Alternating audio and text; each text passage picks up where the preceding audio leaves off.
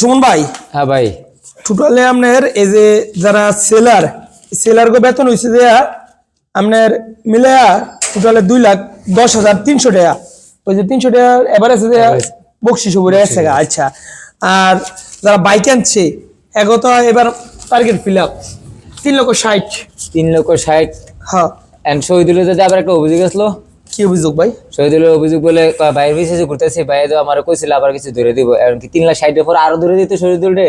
শহীদুল তো 1,03,60,000 নাই, আর মনে হচ্ছে 56,000 টাকা। টার্গেট তো ফিল আপের পর আর কি। হ্যাঁ, শহীদুল তো কইছে তোর ভাই তোর ভালোবাসা দিতেছে, তুই দেখ এগুলো নিয়ে সন্তুষ্ট থাক। কি করেন আজকে তো দেরি হয়ে গেছে গা। দেখি আমি কই কার নাম। হিমেল 12,000, আর হচ্ছে যে আমাদের 9,130। তাওই তো হচ্ছে 4,000 ফিচ্ছির বেতন 4,000 ফিচ্ছি তো আজকে নাই।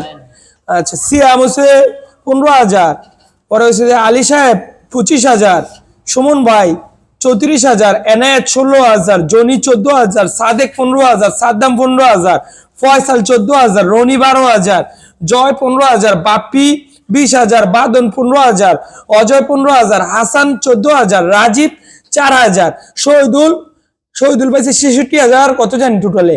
আর জাকির হচ্ছে 66,000 কত না 55 টাকা। জাকির হচ্ছে 25,000, নাইম হচ্ছে 20,000।